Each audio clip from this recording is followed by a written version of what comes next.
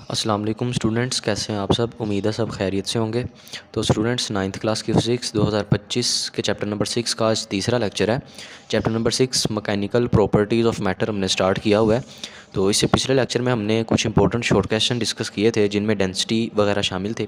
ठीक है, तो आज के लेक्चर में हम प्रेशर और साथ में डेंसिटी मेजरमेंट के बारे में डिस्कस करेंगे।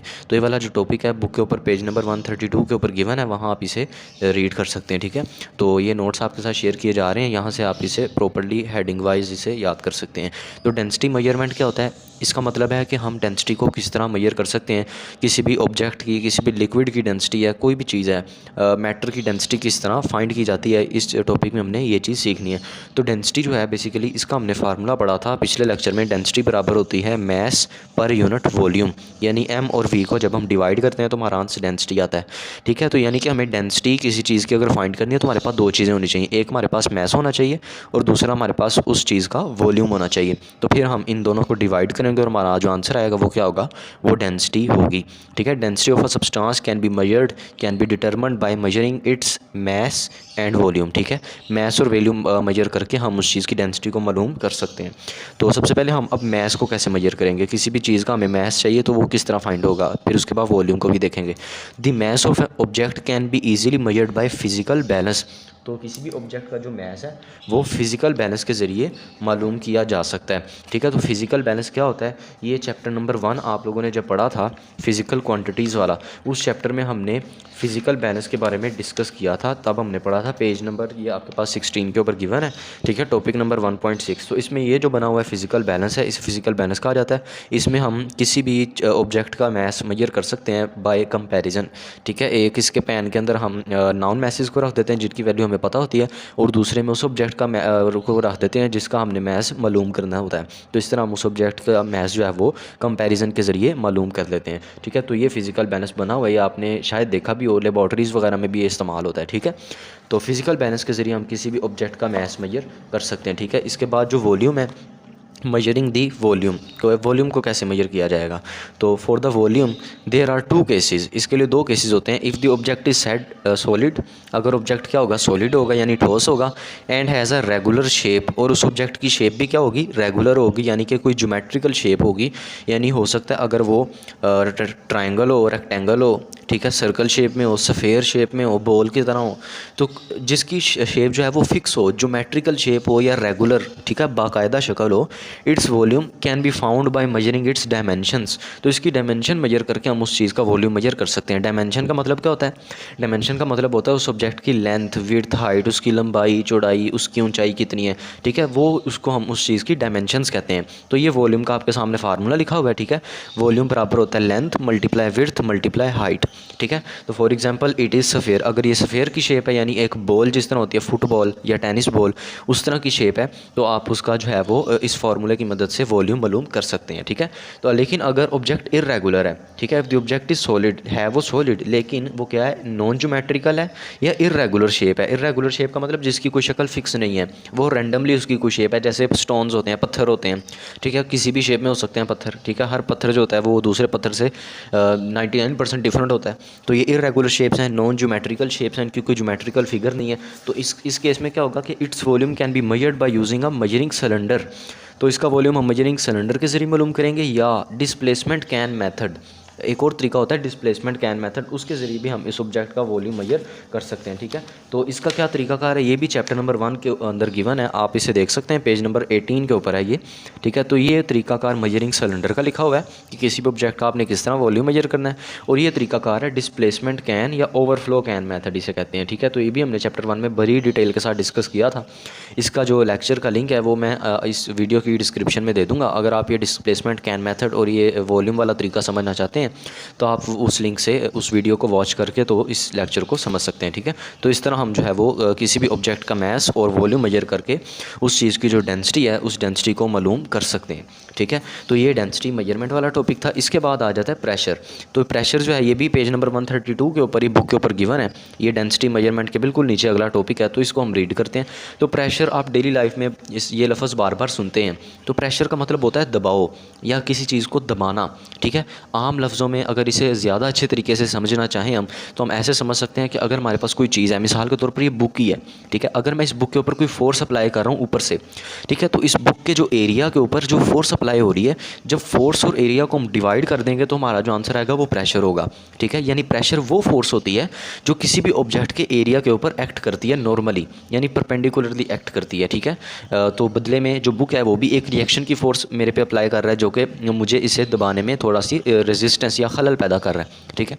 तो pressure is defined as force exerted normally on the unit area of the object, ठीक है। तो इसका फार्मूला क्या होगा, P is equal to F divided by A, pressure is the force exerted on unit area of object, ठीक है। तो force divided by area is equal to pressure. तो ये प्रेशर का फार्मूला आ गया। इसका ऐसे यूनिट क्या होता है, देखें, फोर्स का यूनिट न्यूटन होता है, एरिया का यूनिट क्या होता है, मीटर स्क्वायर। तो मीटर स्क्वायर ऊपर जाके क्या हो जाएगा, -2 हो जाएगा, क्योंकि अगर पावर नीचे प्लस हो तो ऊपर जाके माइनस हो जाती है लॉज ऑफ एक्सपोनेंट की मदद से।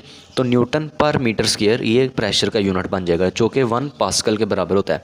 किसके बराबर होता है, 1 पास्कल के। और पास्कल क्या है, पास्कल साइंटिस्ट का नेम है, ठीक है, जिसने प्रेशर के ऊपर काम किया, तो उसके नाम की वजह से प्रेशर का यूनिट पास्कल रख दिया गया, जो कि 1 न्यूटन पर मीटर स्क्वायर के बराबर होता है, ठीक है। In SI system international unit of pressure is newton per metre square which is also called pascal या 1 पास्कल, ठीक है। तो ये MCQs में भी आपको पूछा जा सकता है, आपने याद रखना है 1 पास्कल किसके बराबर होता है, न्यूटन पर मीटर स्क्वायर के। ये प्रेशर के दोनों यूनिट्स हैं, ठीक है।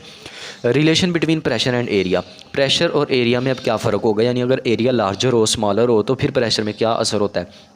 The area on which force F acts is called contact area, यानी अगर ये रजिस्टर है, इस रजिस्टर के ऊपर इस पेन से फोर्स अप्लाई की जाए, तो ये जो इस पेन की नोक और रजिस्टर के दरमियान ये जो एरिया है, ये जो जगह है, जिस जगह पे हम ये पेन से फोर्स अप्लाई करें, ये इस पेज का कॉन्टैक्ट एरिया है जहाँ पे फोर्स अप्लाई हो रही है, ठीक है।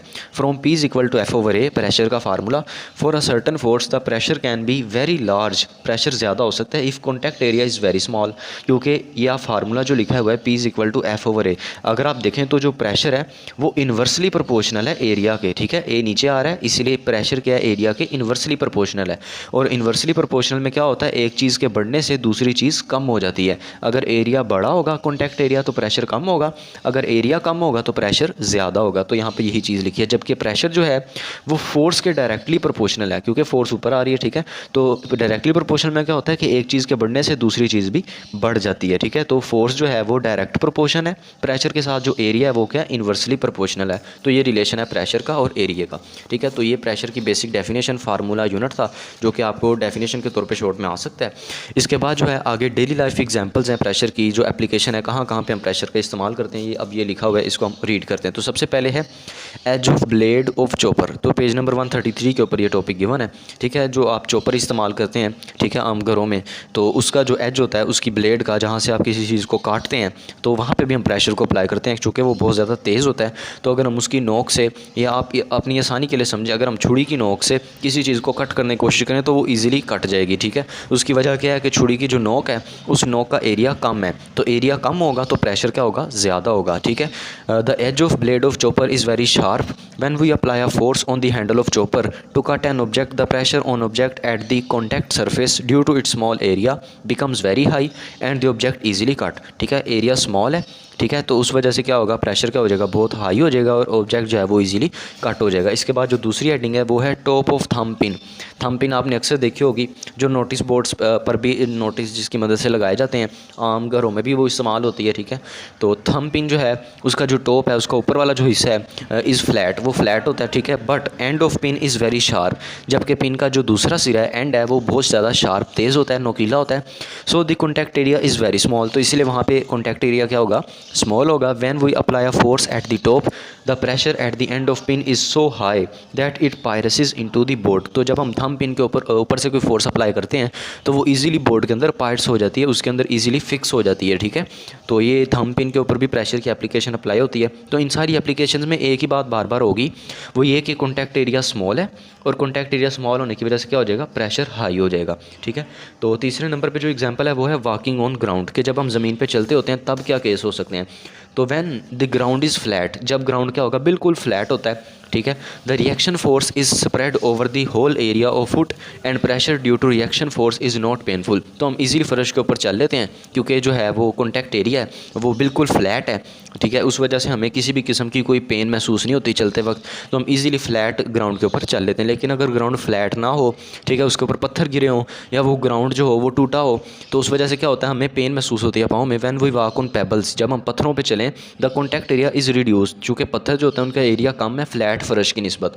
Then the pressure become so high that it becomes painful. तो इस वजह से हमें क्या होती है, पेन महसूस होती है, ठीक है। जबकि हम फ्लैट फ़र्श पे चलें तो पूरे का पूरा जो हमारा पाँव है वो उस फ़र्श के फ्लैट एरिया को कवर कर लेता है और कॉन्टैक्ट एरिया ज़्यादा होने की वजह से प्रेशर कम हो जाता है, इस वजह से हमें पेन महसूस नहीं होती। जबकि इसके ऑपोजिट केस में अगर फ़र्श पे पत्थर गिरे हों, पथरीला फ़र्श हो, फ्लैट ना हो, ठीक है, वो टूटा फूटा फ़र्श हो, तो उस पर क्या होगा, हमें चलते वक्त पेन महसूस होगी क्योंकि हमारा जो पाँव है उसका और पत्थरों के दरमियान कॉन्टैक्ट एरिया स्मॉल हो जाएगा और उस वजह से प्रेशर क्या होगा, बढ़ जाएगा अकॉर्डिंग टू दिस रिलेशन, ठीक है, कि कॉन्टैक्ट एरिया स्मॉल होने की वजह से प्रेशर क्या होगा, बढ़ जाएगा और इस वजह से हमें वो होगी पेन महसूस होगी, ठीक है। तो ये चीज़ आपने याद रखनी है। लास्ट पे है जी फीट ऑफ हैवी एनिमल, जो भारी भरकम जानवर होते हैं जैसे हाथी वगैरह, उनके जो पाँव होते हैं वो उनका जो एरिया वो ज़्यादा होता है, इस वजह से उन्हें पेन महसूस नहीं होती क्योंकि प्रेशर की वैल्यू कम हो जाती है।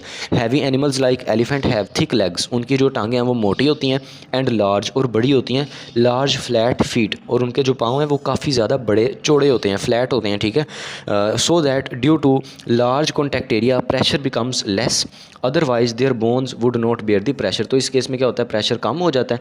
अगर ऐसा ना हो तो फिर क्या होगा, उनकी हड्डियाँ टूट भी सकती हैं, उनकी बोन्स जो होंगी उस प्रेशर को बर्दाश्त नहीं कर पाएंगी, ठीक है। तो बस यही फार्मूले की मदद से आपने इन चीज़ों को याद रखना है, P = F/A, और प्रेशर जो है वो एरिया के इन्वर्सली प्रोपोर्शनल है। इन्वर्सली में अगर एरिया कम होगा तो प्रेशर बढ़ जाएगा, अगर एरिया ज़्यादा होगा तो प्रेशर कम हो जाएगा, ठीक है। तो ये चीज़ आपने याद रखनी है इन एप्लीकेशंस में। तो ये इंपॉर्टेंट एप्लीकेशंस हैं। इसी तरह आपको ये सेपरेटली शॉर्ट क्वेश्चन पूछे जा सकते हैं, ठीक है। और ये वाला जो शॉर्ट क्वेश्चन है हैवी एनिमल्स वाला, ये एक्सरसाइज के अंदर भी शॉर्ट क्वेश्चन गिवन है। ज़ाहिर सी बात है एक्सरसाइज वाले सवाल हम तब भी करेंगे जब चैप्टर खत्म हो जाएगा, तो तब आपको ये चीज़ें पता चल जाएंगी, ठीक है। तो मुझे उम्मीद है आज का लेक्चर आपको समझ आया होगा। अगर आपको वीडियो अच्छी लगी इसको लाइक करें, अपने फ्रेंड्स के साथ शेयर करें और हमारे चैनल को सब्सक्राइब करें। मिलते हैं आपसे अगले लेक्चर में, अपना ख्याल रखिएगा। अल्लाह हाफिज़।